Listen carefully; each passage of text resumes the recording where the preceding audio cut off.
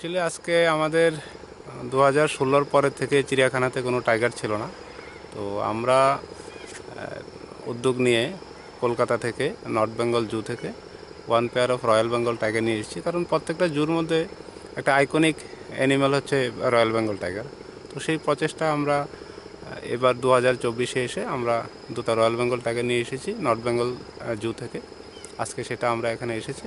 এখন এটা আমরা কোয়ারেন্টাইন পিরিয়ডে রাখছি অ্যাজ পার নর্মস, যেটা 30 দিন আছে। 30 দিন পরে পাবলিকে আমরা ডিসপ্লে করব। তাছাড়া আমাদের এখানে এসেছে আরও দুটা, যেমন রয়্যাল বেঙ্গল টাইগারের পরে সাথে সাথে এসেছে দুটা লেপার্ড এসেছে। তাছাড়া বিভিন্ন প্রজাতির পাখি এসেছে, যেমন golden pheasant, silver pheasant, P foul এবং হিল ময়না। অনেক বছর পরে প্রায় লাস্ট আমাদের যেটা অ্যানিম্যাল এক্সচেঞ্জ প্রোগ্রাম হয়েছে সেটা লাস্ট হয়েছিল 2014-তে। তো 10 বছরের গ্যাপের পরে এই প্রথম একটা অ্যানিম্যাল এক্সচেঞ্জ প্রোগ্রাম হচ্ছে। এর বাইরেও আমাদের আরও দুটো এক্সচেঞ্জ প্রোগ্রাম পাইপলাইনে আছে। একটা কর্ণাটকা থেকে বিভিন্ন ধরনের অ্যানিম্যাল আসবে, ওটাও সেন্ট্রাল জু অথরিটির অ্যাপ্রুভাল হয়ে গেছে।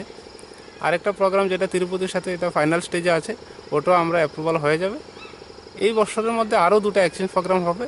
তো সার্বিকভাবে আমরা চেষ্টা করছি, রাজ্য সরকারের উদ্যোগে আমরা সার্বিকভাবে চেষ্টা করছি যে আমাদের চিড়িয়াখানার মধ্যে বিভিন্ন প্রজাতির পশু পাখি নিয়ে আসা। কারণ ত্রিপুরাতে একটাই চিড়িয়াখানা আছে, মানুষ এখানেই আসে। তো ভিজিটারকে লক্ষ্য রেখে আমরা বিভিন্ন উন্নয়নমূলক কাজও করছি অ্যানিম্যাল এক্সচেঞ্জ প্রোগ্রামের সাথে সাথে। আমরা আশা করছি যে আগামী 2-3 বছরের মধ্যে আমাদের এই চিড়িয়াখানা অন্য মাত্রায় চলে যাবে এবং এটার যে পরিকাঠামোগত উন্নয়ন সবগুলো আমরা সার্বিকভাবে প্রয়াস চালাচ্ছি। আগামী দিনে আমাদের চিড়িয়াখানা মানে ভারতবর্ষের অন্যান্য চিড়িয়াখানার থেকেও ভালো হবে।